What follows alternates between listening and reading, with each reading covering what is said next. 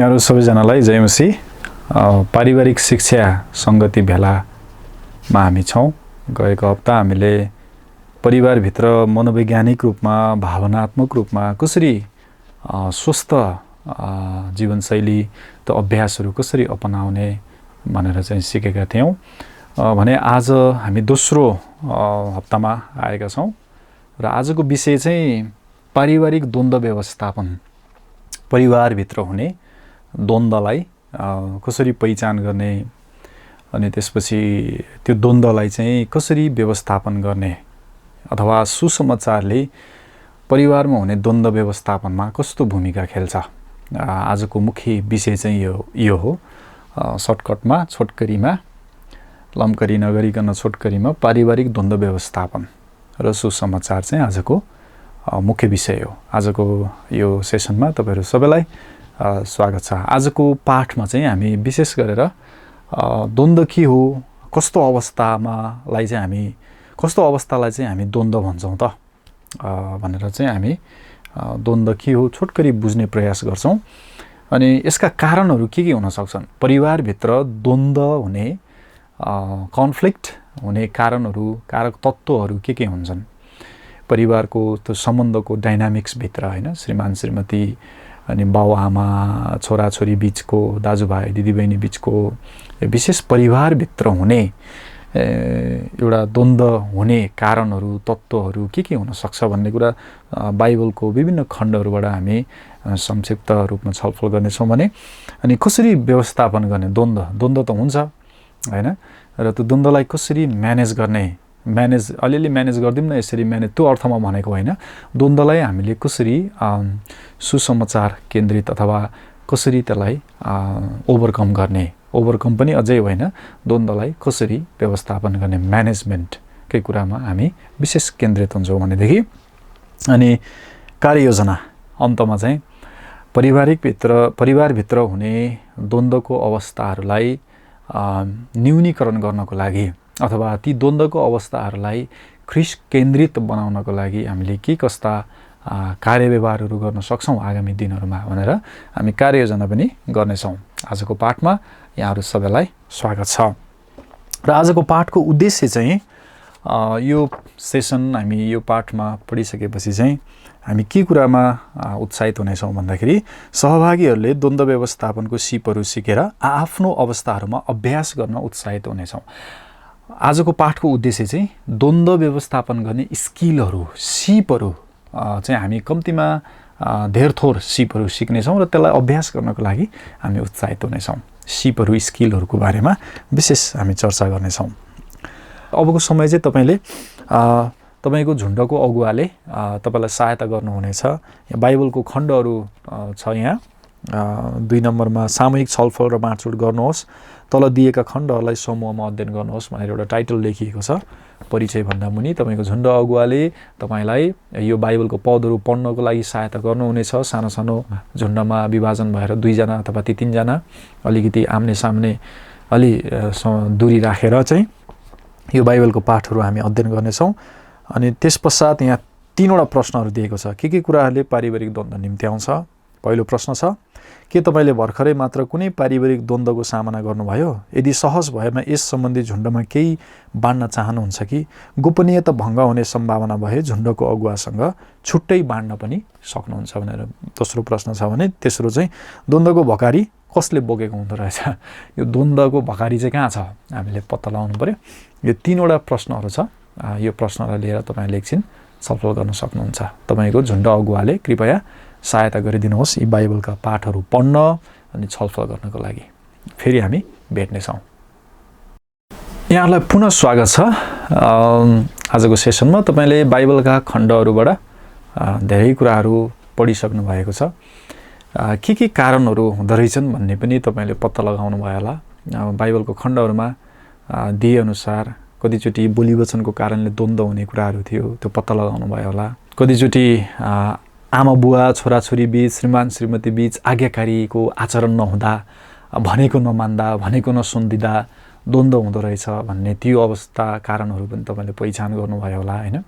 कतिचोटि रुपैयाँ पैसाको कुराहरूले पनि द्वन्द्व सिर्जना हुन्छ, त्यो कुराहरू पनि तपाईँले बाइबलबाट पढ्नुभयो होला। कतिचोटि चाहिँ कामको कुराहरूलाई लिएर मैले मात्रै काम गर्नुपर्ने, ऊ काम नगर्ने, मैले मात्रै परिवार धान्नुपर्ने, उसले नधान्ने, जिम्मेवारीहरू नलिने, यस्ता कुराहरूले पनि परिवारमा द्वन्द्वको अवस्थाहरू सिर्जना हुन्छ। त्यस सम्बन्धी पनि तपाईँले बाइबलमा पक्कै पनि छलफल गर्नुभयो होला, हेर्नुभयो होला है धेरै। अनि कति यौन प्रजनको कुराहरूले पनि परिवारमा द्वन्द्व ल्याउँछ। अनि यौन जीवन, यौन भावनाहरूको कुराहरू पनि तपाईँहरूले अध्ययन गर्नुभयो होला बाइबलको पाठबाट। अब चाहिँ म पाठमा जानेछु।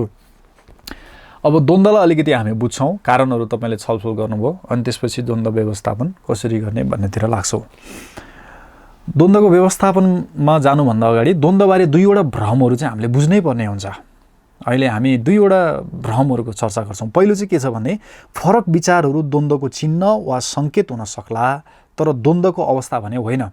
द्वन्द्व भनेको सम्बन्धको यस्तो अवस्था हो अनि जहाँ चाहिँ एक व्यक्तिको व्यवहारले अर्को व्यक्तिको मूल्य मान्यता, अभिप्राय र कार्यव्यवहारहरूलाई आक्रान्त बनाएको हुन्छ। हामी कहिलेकाहीँ फरक विचार आउने बित्तिकै ओहो द्वन्द्व भयो, यसले मैले भनेको मानेन, मेरो कुरा सुनेन, होइन मैले भने ठिक थियो नि त, उसले भने बेठिक थियो होला, कहाँ पढेको यो मान्छे, होइन। हामी त्यो एक खालको एउटा बक्स हामीले बनाइसकेको हुन्छ। अनि त्यो बक्स बनाइसकेपछि हामीले मान्छेलाई त्यही बक्समा ल्याएर राख्छौँ। अनि त्यसपछि फरक विचार आउने बित्तिकै हामी के ठान्छौँ, यो चाहिँ द्वन्द्व भयो भन्छ। तर त्यो होइन। फरक विचार, यो विविधता, मेरो विचार फरक हुनु, मेरो श्रीमतीको विचार फरक हुनु, होइन, मेरो छोराछोरीको विचार फरक हुनु, यो सामान्य हो, यो नर्मल हो। हुन त द्वन्द्वको सङ्केत पनि हुन सक्ला, त्यसले एउटा द्वन्द्व चाहिँ हुनेवाला छ यी भन्ने एउटा घन्टीको रूपमा काम गर्ला कहिलेकाहीँ, तर नट नेसेसरली। द्वन्द्व, फरक विचार चाहिँ द्वन्द्व होइन। तर द्वन्द्व चाहिँ के हो त अब भन्दाखेरि एक व्यक्तिको व्यवहारले अर्को व्यक्तिको मूल्य मान्यता, अभिप्राय, उसको उद्देश्य अनि उसको कार्यव्यवहारलाई आक्रान्त, थ्रेटनिङ भन्छ नि हामीले, होइन। जस्तै मैले गर्ने कामले मेरो श्रीमतीको उद्देश्य, उनको प्राथमिकता, उनको मूल्य मान्यतालाई नै एउटा चेतावनी, एउटा थ्रेटनिङ दिएको छ भने चाहिँ त्यो अवस्था चाहिँ के हो, द्वन्द्वको अवस्था हो। दोस्रोमा चाहिँ दुई वा सोभन्दा बढी व्यक्तिहरूले आक्रामक ढङ्गमा एउटै वस्तु, ठाउँ, एउटै समय ओगट्न खोज्छन् भने द्वन्द्व हुन्छ। अब जस्तै एउटा सानो उदाहरण तपाईँले लिनुहोस्, घर घर की कहानी टेलिभिजनमा हेरिन्छ, बलिउड रोमान्सका गीतहरू, होइन, यो टेलिश्रृङ्खलाहरू हेरिन्छ धेरै। अनि कहिलेकाहीँ कस्तरी पनि द्वन्द्व भएको सुनिन्छ भने श्रीमानले पनि त्यही रिमोट, श्रीमतीले पनि त्यही रिमोट, अनि त्यसपछि त्यो रिमोट लिएर त्यही एउटा टिभीमा श्रीमानले एउटा प्रोग्राम हेर्न चाहन्छ, श्रीमतीले अर्को प्रोग्राम हेर्न चाहन्छ। अनि त्यसपछि एउटै रिमोट, एउटै टिभी, अनि होइन म मेरो खुसीले हेर्छु, होइन म मेरो खुसीले हेर्छु, अनि त्यसपछि त्यसो भए ला त्यो प्रकारले पनि द्वन्द्वको अवस्थाहरू सिर्जना हुन्छ। एउटै समयमा दुईजना व्यक्तिले एउटै वस्तु, एउटै उद्देश्य पुरा गर्न खोज्नु, त्यस्तो अवस्थामा पनि द्वन्द्व सिर्जना हुन्छ, होइन। जस्तै 100 रुपियाँ लिएर बजार गयो भने श्रीमतीले एउटा कुरा किन्न खोज्छ, त्यही 100 रुपियाँले श्रीमानले अर्को कुरा किन्न खोज्छ, होइन। म मेरो श्रीमतीलाई लिएर कहिलेकाहीँ भाटभिटिनी गएँ भने मेरो श्रीमतीले चाहिँ त्यो सामान हेर्नलाई बेसरी घन्टौँ लगाउँछिन्। अनि म चाहिँ फेरि के किन्ने हो, के चाहिँ आफूलाई खाँचो हो, सुई जाने, त्यो कहाँ पाइन्छ, अनि यहाँ छ, कति पर्छ, यो छ, अनि सुई बोकेर आउने। यो एउटै कुरा हामी एउटा जस्तै 1000 लिएर बजार जान्छौँ, त्यो 1000ले श्रीमतीले एउटा कुरा किन्न चाहन्छ, मैले एउटा कुरा किन्न चाहन्छु, मेरो प्राथमिकता एउटा हुन्छ, श्रीमतीको प्राथमिकता एउटा हुन्छ। कहिलेकाहीँ एउटै चिजले हामी एउटै कुराहरू हासिल गर्न, दुईजना व्यक्तिले एउटै कुराहरू हासिल गर्न खोज्दाखेरि चाहिँ द्वन्द्वको अवस्थाहरू त्यसरी सानो सानो कुराहरूबाट चाहिँ सिर्जना हुँदै जान्छ। त्यसलाई चाहिँ हामी द्वन्द्व भन्छौँ, होइन। मन नमिलेको, असहमति भएको, एकले अर्कालाई स्वीकार गर्न नसकिने, झैँ झगडा, कलह, गाली गौलज द्वन्द्वको अवस्था र चिन्ह वा सङ्केतहरू पनि हुन्छन्। द्वन्द्वको अवस्था चाहिँ के हो त, केलाई चाहिँ द्वन्द्व भन्ने त, हाउ टु आइडेन्टिफाई कन्फ्लिक्ट, होइन। हाम्रो पारिवारिक सम्बन्धको डाइनामिक्सभित्र द्वन्द्वलाई चाहिँ कसरी चिन्ने त भन्दाखेरि मन नमिलेको, होइन, बिहान उठ्ने बित्तिकै झगडा, यसको अनुहार त हेर्नै नपरे हुन्थ्यो नि त्यो खालको, होइन, एउटा मन नमिल्ने, असहमति हुने, जहिले पनि असहमति हुने, कुनै पनि कुरामा एक मनमा भएर आउन नसक्ने, अनि एकले अर्कोलाई स्वीकार गर्न नसक्ने, होइन।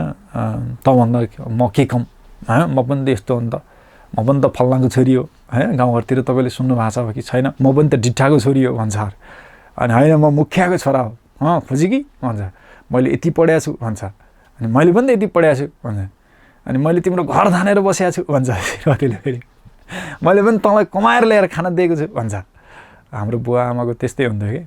अनि त्यसपछि हाम्रो बुवाले चाहिँ तँ नपढे कि भन्नुहुन्थ्यो आमालाई, अनि तिमी चाहिँ खुब पढेर के चाहिँ गरेको छौ र भन्ने मेरो आमाले बुवालाई। अनि त्यसपछि नपढेको मान्छेलाई बिहे नगरे भए हुन्थ्यो नि भने। अनि त्यो प्रकारको द्वन्द्व के, एउटा असहमति, विवाद, जहिले पनि होइन, एकले अर्कालाई स्वीकार गर्न नसक्ने, मभन्दा तँ सानो अथवा तँभन्दा म के कम, होइन, त्यो भावना, अभिमान, झैँ झगडा, कलह, गाली गौलज, द्वन्द्वको अवस्था, चिन्ह र सङ्केतहरू हुन्। यदि यो अवस्थाहरू छ भने हामी द्वन्द्वको वरिपरि छौँ अथवा द्वन्द्वमा हामी छौँ भन्ने अवस्था हामीले थाहा गर्नु पर्यो। शारीरिक हिंसा, होइन, एउटा चड्काउने, कुट्ने, पिट्ने धेरै परिवारहरूमा हुन्छ। मेरो बुवाले पनि मेरो आमालाई शारीरिक हिंसा गर्नुहुन्थ्यो धेरै अगाडि।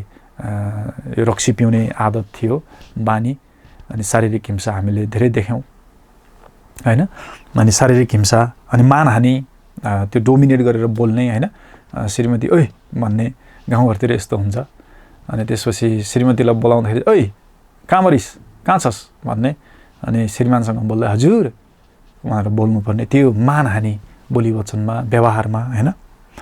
अनि यो अवस्थाहरू पनि द्वन्द्वको सङ्केतहरू, चिन्हहरू हुनसक्छ। अनि यसले पनि द्वन्द्व निम्ति आउँछ। अघि तपाईँले बाइबलमा नै हेर्नुभयो होला बोली वचनको कुराहरू गर्दाखेरि।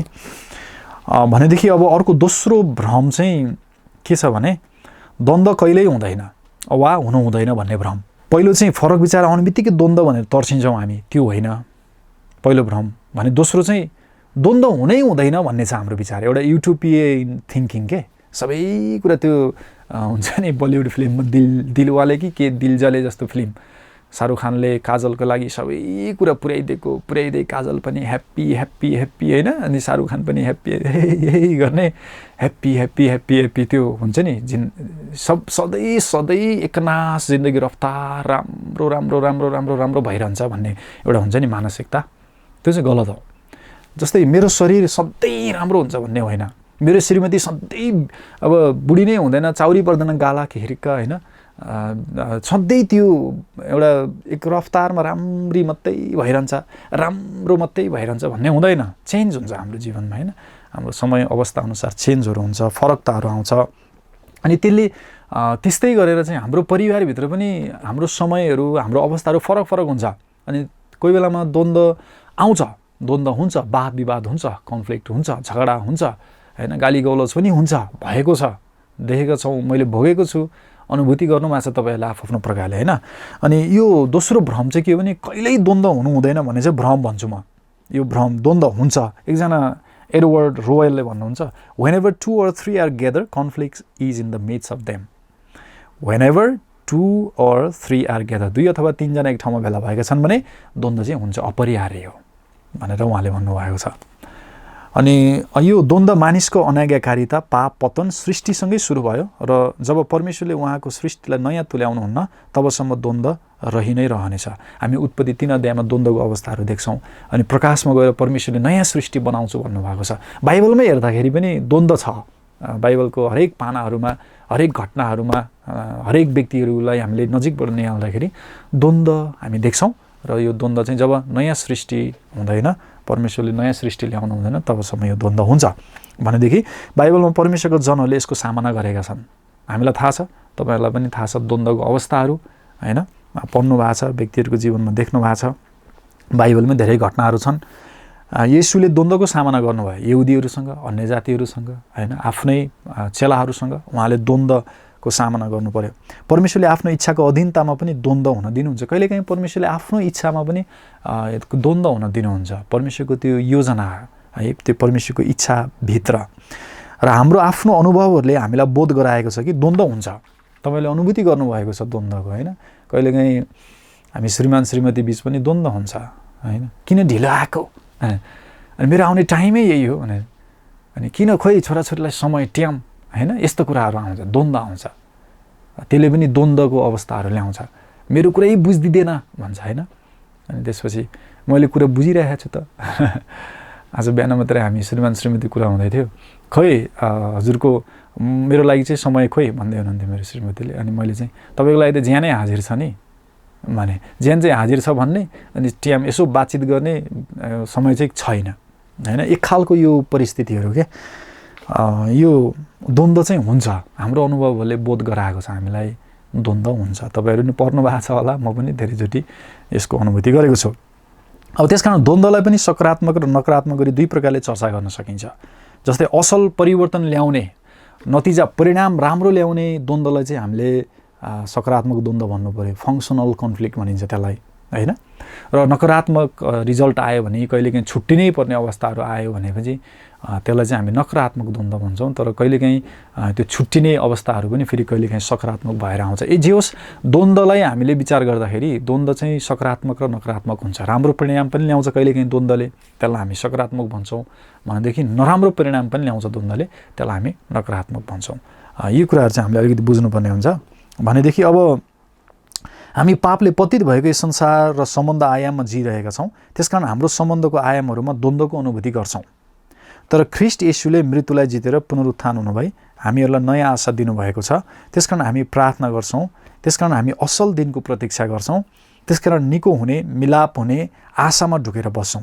येशू ख्रीष्टको पुनरुत्थानको शक्तिले नै गर्दा हाम्रो सम्बन्धहरू पनि नयाँ हुन, नविकृत हुन सक्छन्। र यही आशाले हामीलाई सुखबर दिएको छ। त्यो चाहिँ के हो भने हामीले सामना गर्ने द्वन्द्वलाई व्यवस्थापन गर्न सक्छौँ, म्यानेज गर्न सक्छौँ, यसलाई ह्यान्डल गर्न सक्छौँ, यसलाई ओभरकम गर्न सक्छौँ, यसलाई मिलापमा आउन सक्छौँ, क्षमामा आउन सक्छौँ, प्रेममा बाँधिन सक्छौँ द्वन्द्वबाट। किनभने येशू ख्रीष्टले मृत्युलाई जितेर पुनरुत्थान हुनुभएको छ र हाम्रो लागि त्यो आशा दिनुभएको छ। भनेदेखि द्वन्द्व व्यवस्थापनमा सबैभन्दा महत्त्वपूर्ण कुरा वा कदम चाहिँ अब हाम्रो प्रतिक्रिया हुन्छ। अब कसरी द्वन्द्व व्यवस्थापन गर्ने त? म पाठको अब तेस्रो भागमा आइरहेको छु, अन्तिम भागमा। द्वन्द्वलाई कसरी व्यवस्थापन गर्ने त? हामीले द्वन्द्वबारे अलिकति धेर थोर अर्थहरू लगायौँ, बुझ्यौँ होइन। अब द्वन्द्वलाई कसरी व्यवस्थापन गर्ने त? त्यसमा चाहिँ व्यवस्थापनमा चाहिँ सबैभन्दा महत्त्वपूर्ण कुरा चाहिँ प्रतिक्रिया हुन्छ। अब हेर्नुहोस्, रेस्पोन्स, हाउ टु रेस्पोन्स। सामान्यतया धेरै विद्वानहरूले द्वन्द्वलाई प्रतिक्रिया गर्दाखेरि द्वन्द्वलाई व्यवस्थापन गर्दाखेरि 5वटा प्रतिक्रियाहरूबारे चर्चा गरेका छन्। अब पहिलो प्रतिक्रियाको बारेमा म तपाईँहरूको माझमा चर्चा गर्नेछु एकछिन। पहिलो प्रतिक्रिया यो चाहिँ कछुवा हो। यो चाहिँ कछुवा हो। अनि कछुवा चाहिँ प्रायः जसो स्लो हुन्छ, बिस्तारै हिँड्छ, यसले बिस्तारै खान्छ, यसले बिस्तारै रेस्पोन्स गर्छ कछुवाले। जब हामी द्वन्द्वमा फस्छौँ, अब कसरी द्वन्द्वको अवस्थालाई प्रतिक्रिया जनाउने? जस्तै उदाहरणको लागि बुढाबुढीको बेसरी झगडा भयो, अब कसरी प्रतिक्रिया दिने? त्यो प्रतिक्रिया चाहिँ कस्तो हुन्छ भन्दाखेरि, पहिलो प्रतिक्रिया चाहिँ हामीले कसरी दिन सक्छौँ? कछुवाले जस्तो अभोइड गर्ने के, पन्छिने के हुन्छ नि त। झगडा भयो, होइन ठिक छ पछि कुरा गरौँला नि है, माइन्ड नगर्नु होला, पन्छिने के। एउटा यसलाई पन्छ्याउने तरिका भने त्यसरी बुझौँ न, द्वन्द्व पन्छिने के, सकभर द्वन्द्वमा नफस्ने। होइन यो विषयमा कुरा नगरौँ भनेर हुन्छ कि होइन ठिकै छ नि त, यसलाई पछि कुरा गरौँला नि, किन रिसाउनु भएको, त्यसरी हुन्छ कि कस्तो प्रकारको आसनले हुन्छ, कस्तो प्रकारको बोली हुन्छ? पहिलो प्रतिक्रिया चाहिँ के छ?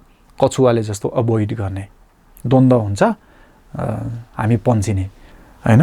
पहिलो चाहिँ त्यो छ भने, अब दोस्रो प्रतिक्रिया यहाँ तपाईँले देख्नुहुन्छ, यो चाहिँ टेडी बियर भन्दो रहेछ अङ्ग्रेजीमा। अनि यो दोस्रो प्रतिक्रियामा चाहिँ यो टेडी बियर चाहिँ एकदम मायालु हुँदो रहेछ क्या, लभिङ होइन। त्यो प्रकारको के एउटा एकोमोडेट भन्छ नि, एउटा स्वीकार गर्ने। द्वन्द्व भयो, केही छैन ठिकै छ होइन, केही छैन ठिकै छ, त्यो स्वीकार गर्ने, एकोमोडेट गर्ने के। द्वन्द्व भयो, त्यसलाई चाहिँ अब टेडी बियरले जस्तो मायालु प्रकारले ठिकै छ नि त, केही छैन, त्यो प्रकारको होइन। तपाईँले त्यस्तो व्यक्तिहरू पनि देख्नु भएको छ होला, एउटा मायालु टेडी बियरले जस्तो प्रतिक्रिया जनाउने, म सहन्छु नि त, म सहन्छु नि त। एउटा डोरमेट हुन्छ नि, टोइलेटमा ढोकाको अगाडि राखेको डोरमेट जस्तो के, कुल्चेर मान्छे हिँडै गर्छ, त्यो डोरमेटले कहिले केही भन्दैन होइन। त्यो सही रहने के। मेरो आमा पनि कहिलेकाहीँ मलाई यस्तै लाग्छ, टेडी बियर जस्तै लाग्छ। धेरै हिंसा, धेरै अवस्थाहरू उहाँले सहनु भएको छ चुपचाप, अनि खालि हाँसिरहनुहुन्छ। त्यो टेडी बियर जस्तो होइन अर्को चाहिँ रेस्पोन्स। अनि अर्को तेस्रो रेस्पोन्स चाहिँ यो लाटोकोसेरो हुन्छ नि। लाटोकोसेरो भने तपाईँलाई थाहा छ, यो यहाँ लाटोकोसेरो यो चाहिँ हेरेर बस्छ अरे के। अनि यो लाटोकोसेरो चाहिँ कोलाबोरेटिङ टाइपको के, सहकार्य गर्ने। यस्तो भएछ, त्यसो भए तिमीले यति क्षतिपूर्ति देऊ, तिमीले यति क्षतिपूर्ति देऊ, अनि दुईजनाले क्षतिपूर्ति दिएपछि यो सच्चिहाल्यो नि, भइहाल्यो नि। त्यसरी गरौँ न, हामी सहकार्यमा गरौँ न, मिलेर गरौँ न। तिमीले मलाई के भन्यौ, तिमी पनि क्षमा माग, मैले तिमीलाई के भने म पनि क्षमा माग्छु, भइहाल्यो नि यसलाई। त्यो प्रकारको एउटा कोलाबोरेटिङ टाइपको हुन्छ अरे यो लाटोकोसेरो है। त्यसरी पनि हामी द्वन्द्वलाई प्रतिक्रिया दिन सक्छौँ। भने अर्को द्वन्द्वको प्रतिक्रिया चाहिँ यो विली फक्स, यो चतुर फ्याउरो हुन्छ नि।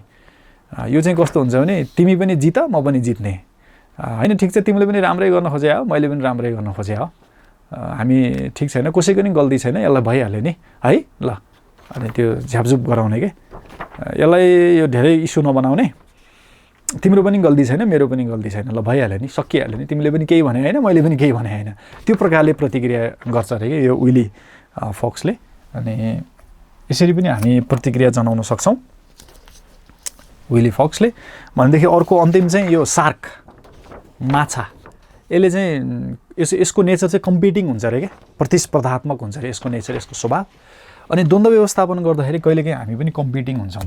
मैले भने आउनुपर्छ होइन, हट मैले भने आउनुपर्छ नि, मेरो कुरा ठिक हो नि, मैले जुन उपाय दिएछु त्यो गर न, अनि आई एम राइट भन्ने हुन्छ क्या। इगो, अभिमान हुन्छ क्या, यो सार्क कम्पिटिङ स्टाइल हुन्छ होइन यसको। म जितेरै छोड्छु नि, हट तिमी गलत हो, म ठिक हो भन्ने त्यो खालको चाहिँ यसरी प्रतिक्रिया जनाउँछ अरे यो सार्कको अवस्थाहरूमा चाहिँ। भनेदेखि अब हामीले विचार गर्नु पऱ्यो, जब तपाईँ र म द्वन्द्वमा हुन्छौँ पारिवारिक अवस्थाहरूमा, हामीले कसरी रेस्पोन्स गर्ने त्यसलाई। हामी कछुवाले जस्तो पन्सिने हो कि होइन, टेडी बियरले जस्तो हजुर मायालु एक्सेप्ट गर्ने हो कि, एकमोडेट गर्ने हो कि, डोरमेट जस्तो सहेर बस्ने। तर यो पनि धेरै खतरनाक हुन्छ होला पछि एक्सप्लोड हुँदाखेरि एकचोटि होइन। अनि लाटोकोसेरोले जस्तो सहकार्य गर्ने हो कि होइन, तपाईँले यसो गर्नुहोस् म यसो गर्छु भन्ने हो कि, द्वन्द्व व्यवस्थापन गर्दा त्यो खालको प्रतिक्रिया दिन सकिन्छ। विली फक्स, तपाईँले पनि जित्नुभयो, मैले पनि जितेँ, ठिक छ नि, यो तपाईँले पनि केही गरे होइन, मैले पनि केही गरे होइन, भइहाल्यो नि। अथवा सार्क, होइन मैले भने आउनुपर्छ, मैले भने आइ एम राइट, तिमी गलत मानिलियो भनेर त्यो खालको के, यो चाहिँ त्यसरी प्रतिक्रिया हुन्छ अरे। भनेदेखि द्वन्द्व व्यवस्थापनमा चाहिँ पहिलो कुरा चाहिँ कसरी प्रतिक्रिया जनाउने, त्यो कुरा हामीले ध्यान दिनुपर्ने हुन्छ है। जस्तै श्रीमतीले बोलायो भने के गर्दै हुनुहुन्छ भने, जे गरे पनि के भयो र भन्नु, र के गर्दै हुनुहुन्छ भने हजुर म एकछिन काम गर्दैछु भन्नुमा फरक छ। हाम्रो प्रतिक्रिया रेस्पोन्स बोली वचन। कहिलेकाहीँ घरमा छोराछोरीले अथवा श्रीमतीले कहाँ हुनुहुन्छ, यता आउनु भनेर बोलाइरहेको हुन्छ, भान्सामा आउनु होइन, यता रुममा आउनु अथवा बोलाइरहेको हुन्छ। अनि कति चाहिँ नसुने जस्तो गरेर बस्ने हुन्छ नि, कोही चाहिँ बोलाउने बित्तिकै जान्छ, त्यो सुई जान्छ। अनि कोही चाहिँ यत्रो बेरसम्म मैले बोलाएको सुनेन, मैले सुनिनँ, किन नसुने, म काम गर्दै थिएँ, अनि म पनि यहाँ कामले बोलाएको, मेरो काम ठुलो कि तेरो काम ठुलो, अनि त्यहाँबाट द्वन्द्व सिर्जना हुन्छ होइन। भनेपछि द्वन्द्व व्यवस्थापनमा चाहिँ हामीले प्रतिक्रिया रेस्पोन्सलाई एकदमै ध्यान दिनुपर्ने हुन्छ। हामीले कसरी प्रतिक्रिया जनाउँछौँ, कछुवाले जस्तो पन्सिने, टेडी बियरले जस्तो माया गर्ने, स्वीकार गर्ने, सहने होइन, लाटोकोसेरोले जस्तो सहकार्य गर्ने, समन्वय यसरी गरौँ न त, सल्लाह सुझाव ल्याउने होइन, एउटा टेबलमा बसेर चाहिँ आम्ने सामने बातचित गर्ने। अथवा चतुर एउटा फ्याउरेले जस्तो होइन, यो केही होइन भनेर झ्यासुस ढाकछोप गर्ने। अथवा सार्कले जस्तो कम्पिट गर्ने, यसलाई त म पछारेर छोड्छु। हामीले कसरी रेस्पोन्स दिने, हाम्रो रेस्पोन्स चाहिँ महत्त्वपूर्ण हुन्छ द्वन्द्व व्यवस्थापनमा। अब तपाईँको आफ्नो नेचर, स्वभावहरू यी 5वटा चित्रहरूसँग कुनसँग मिल्छ, तपाईँले दाँच्नुहोस्। द्वन्द्वको सामना गर्दा तपाईँको आफ्नो प्रतिक्रियालाई विचार गर्नुहोस्। तपाईँले आफूलाई मूल्याङ्कन गर्दा यी 5वटा प्रतिक्रियाहरूमध्ये कुन चाहिँ प्रतिक्रिया तपाईँसँग मेल खान्छ, तपाईँले चर्चा गर्न सक्नुहुन्छ। हामीले द्वन्द्व व्यवस्थापनमा प्रतिक्रियाबारे हामीले हेऱ्यौँ यो 5वटा तरिकाहरू। अब दोस्रो चाहिँ मैले तपाईँहरूको बिचमा परिचय गराउन चाहेको अर्को विषय चाहिँ अहिंसा सञ्चार, अहिंसात्मक सञ्चार, नन भायोलेन्स कम्युनिकेसन भन्छ त्यसलाई। अहिंसात्मक सञ्चार यो भनेको चाहिँ कस्तो प्रकारको सञ्चार हो त भन्दा, करुणा, समान अनुभूति र एकत्वको भावबाट प्रेरित भई गरिने व्यक्ति बीचको अन्तर्वैयक्तिक सञ्चार शैलीलाई चाहिँ हामी अहिंसात्मक सञ्चार भन्दो रहेछौँ। अनि यसलाई प्रचलनमा ल्याउने, यसको अभ्यासमा यसलाई सिकाउने व्यक्ति चाहिँ मार्शल रोजेनबर्ग हुनुहुन्छ। 1960बाट चाहिँ यो सञ्चारको क्षेत्रमा पारिवारिक सम्बन्धको कुराहरूमा हैन, अनि यो कन्फ्लिक्ट, द्वन्द्वको कुराहरूमा यो विधि चाहिँ अत्यधिक रुचाइएको विधि छ। यो चाहिँ कस्तो भन्दाखेरि अहिंसात्मक सञ्चार, कम्युनिकेसन गर्ने, सञ्चार गर्ने कुराहरू। अब यो अहिंसात्मक सञ्चार चाहिँ के कुराले प्रेरित हुन्छ भन्दा पहिलो चाहिँ करुणा, समान अनुभूति, उसकै खुट्टामा गएर उभिने हैन, उसले जस्तै दुःख कस्तो भोगेको छ उसको जस्तै महसुस गर्ने भन्ने हुन्छ नि, समान अनुभूति र एकत्वको भावबाट प्रेरित भएर गरिने सञ्चार हो यो कम्युनिकेसन। अनि कसरी अभ्यास हुन्छ त यो अहिंसात्मक सञ्चार परिवारभित्र कसरी अभ्यास गर्न सक्छौँ त हामीले श्रीमान श्रीमतीको सम्बन्धमा अथवा परिवारको सिङ्गो संरचनाभित्र भन्दाखेरि पहिलो चाहिँ हामीले द्वन्द्वको बेलामा चाहिँ न्याय गरिहाल्छौँ। हामी तैँले गल्ती गरिस् हैन, उसले यसो गरेर यस्तो भयो, फल्नाले यस्तो भन्दै यस्तो भयो, हामी न्याय गरिहाल्छौँ, एउटा कन्क्लुजनमा हामी आइहाल्छौँ। अनि सल्लाह दिन्छौँ, अबदेखि उसो गर न, हामी भनिहाल्छौँ तिमीले यस्तो गर्नुपर्ने, बाइबल हिजो बाइबल नपढेर आज तिमीहरू बिहान झगडा भएको यस्तो हैन, अस्ति चर्च जान बिर्सेको थियो अनि अहिले यस्तो भएको नि, हामी सल्लाह दिइहाल्छौँ, एडभाइस दिन्छौँ, हामी एउटा निष्कर्ष निकालिदिन्छौँ अरूको लागि हैन द्वन्द्वमा। अनि त्यसपछि स्वीकार पनि गर्न सक्दैन के, एउटा कस्तो भने द्वन्द्व भएको छ, यो घटना घटेको हो भनेर स्वीकारै नगर्ने, मैले गर्दा होइन, मैले होइन उसले हो, त्यो दुईजनाले नै स्वीकार नगर्ने अवस्थाहरू के। द्वन्द्वको त्यो अवस्थाहरू पहिचान गर्नु अथवा त्यसलाई अवलोकन गर्नुपर्छ, अब्जर्भेसन भन्छ नि हैन। पहिलो चाहिँ के गर्ने त यो अहिंसात्मक सञ्चारमा चाहिँ भन्दाखेरि पहिला चाहिँ हामीले अवलोकन गर्नु पर्यो। घटेको घटना के हो, कसले गाली गरेको, कहाँबाट सुरु भएको, खास विषय के हो, त्यो मुद्दा के हो पत्ता लगाउनु पर्यो, अवलोकन गर्नु पर्यो। अनि त्यसपछि त्यो घटेको घटनाप्रति मान्छेहरूले कसरी प्रतिक्रिया दिइरहे, जस्तै श्रीमान श्रीमती बीच द्वन्द्व भयो, के कुराले द्वन्द्व भयो त्यो पत्ता लगाइसकेपछि श्रीमानले कस्तो प्रतिक्रिया दिएछ, श्रीमतीले कस्तो प्रतिक्रिया दिएछ, त्यसलाई अवलोकन गर्नु पर्यो। त्यसको अर्थ के हो, धेरै हामीले सुन्नुपर्ने हुन्छ, धेरै प्रश्नहरू सोध्नुपर्ने हुन्छ हैन। अनि दोस्रो चाहिँ भावना र महसुस गरेका कुराहरू पहिचान र व्यक्त गर्ने। यो धेरै जसो समस्या चाहिँ के हुन्छ भने द्वन्द्वमा चाहिँ हामी सत्य बोल्दैनौँ, अनि त्यसपछि इमान्दारितामा सञ्चार पनि गर्दैनौँ, अनि सुन्ने बानी पनि छैन। जस्तै द्वन्द्व भयो, श्रीमान श्रीमती बीच झगडा पऱ्यो, ठ्यासठुस भयो, अनि एउटा एकातिर फर्केर बस्छ, अर्को एकातिर फर्केर बस्छ हैन। छोराछोरी पनि त्यस्तै, त्यसो भए म यहाँ बस्दिनँ, छोराछोरी पनि दिनभरि बाहिर निक्लेर हिँडिदिन्छ।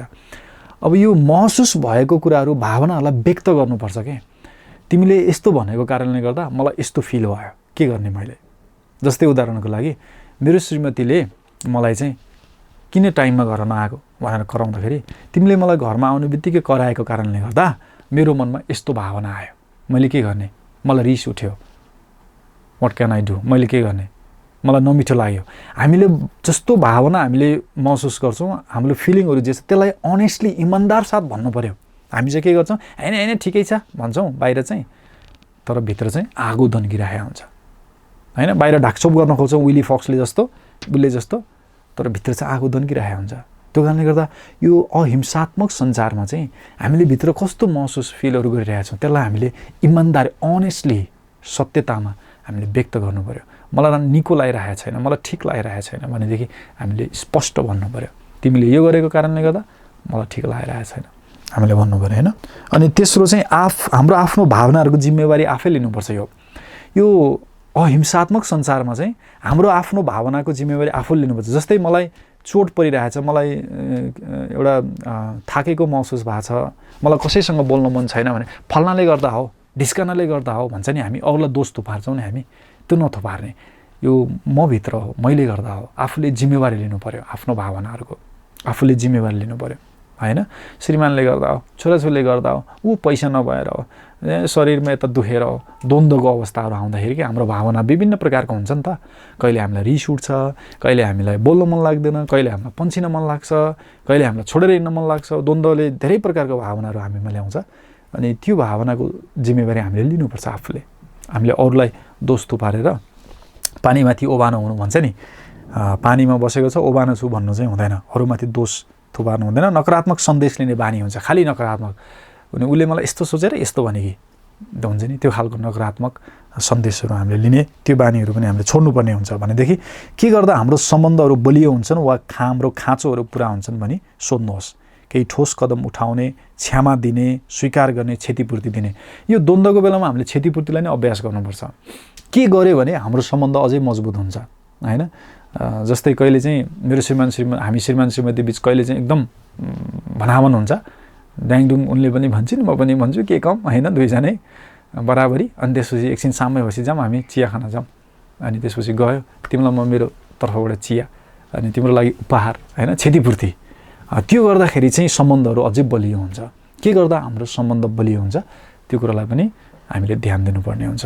र एकदम यो अहिंसात्मक सञ्चारमा एकदमै महत्त्वपूर्ण कुरा भनेको सुन्ने, लिसनिङ। सुन्ने चाहिँ हाम्रो कम छ कि हामी बोल्छौँ, हामीसँग आइडिया धेरै हुन्छ, जसरी हुन्छ बोल्नु पाए हुन्थ्यो, जसरी हुन्छ भन्नु पाए हुन्थ्यो, जसरी हुन्छ यसलाई जित्नै पाए हामी त्यस्तो हुन्छ। तर एकदम सुन्ने, अवलोकन गर्ने पहिलो हामीले हेऱ्यौँ, दोस्रो सत्य बोल्ने, भावनाहरू व्यक्त गर्ने, अनि तेस्रो हाम्रो भावनाको जिम्मेवारी लिने, अनि त्यसपछि चौथो के गर्दा हाम्रो सम्बन्धहरू बलियो हुन्छ त्यतातिर ध्यान दिने। भने अब अन्तिम चाहिँ द्वन्द्वलाई कसरी व्यवस्थापन गर्ने भन्दाखेरि हामीले येशू ख्रीष्टको नयाँ आदतहरू सिक्नुपर्छ। द्वन्द्वलाई व्यवस्थापन गर्ने अन्तिम कुरा चाहिँ हामीले येशू ख्रीष्टको नयाँ आदतहरू सिक्नुपर्छ।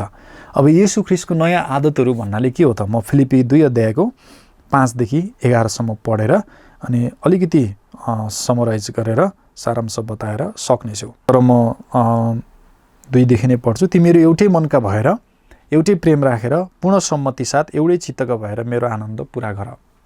स्वार्थ वा अहङ्कारमा केही नगर, तर नम्रतामा एउटाले अर्कालाई आफूभन्दा श्रेष्ठ ठान। तिमीहरू हरेकले आफ्नै हित मात्र नखोज, तर अरूका हितलाई पनि हेर। तिमीहरूमा यस्तो मन होस् जो ख्रीष्ट येशूमा पनि थियो, परमेश्वरको स्वरूपमा भएर पनि उहाँले परमेश्वरको बराबरी हुने कुरालाई एउटा पक्रिराख्ने वस्तु जस्तो ठान्नु भएन, तर आफैलाई रित्याइकन कमराको रूप धारण गरेर तथा मनुष्य भएर जन्मिनुभयो। स्वरूपमा मानिस जस्तै भएर आफैलाई होच्याउनु भयो र मृत्युसम्मै अर्थात् क्रुसको मृत्युसम्मै आज्ञाकारी रहनुभयो। येशू ख्रीष्टको जस्तो नयाँ आदतहरू हामीले धारण गर्नु पर्यो। द्वन्द्व व्यवस्थापनको लागि हामीलाई नयाँ आदतहरू चाहिन्छ। हाम्रो ह्याबिट्सहरू चाहिँ नयाँ हुनुपर्छ हैन। हाम्रो मुटु सिस्टम छ नि, यहाँ फङ्सन नयाँ हुनुपर्छ। अब कस्तो भन्दाखेरि एफिसी 5 अध्यायको 18 पदमा भने जस्तो पवित्र आत्माले भरिएर ख्रीष्टको स्वरूपमा नयाँ हुँदै गएको मन हामीलाई चाहिन्छ। नयाँ मन चाहिन्छ द्वन्द्व व्यवस्थापनको लागि। अब त्यो नयाँ मनले चाहिँ के कुराहरू अभ्यास गर्ने त? कस्तो कस्तो आदतहरू चाहिँ हामीले अभ्यास गर्ने त परिवारभित्र? ख्रीष्टको जस्तै आदतहरू भन्दा पहिलो चाहिँ एक आपसको अधीनतामा रहने, श्रीमान श्रीमतीको अधीनतामा रहने, अनि श्रीमती श्रीमानको अधीनतामा, छोराछोरी बाबुआमाको अधीनतामा रहने, अनि छोराछोरीको पनि अधीनता हामीले बाबुआमाले स्वीकार गर्नुपर्छ हैन।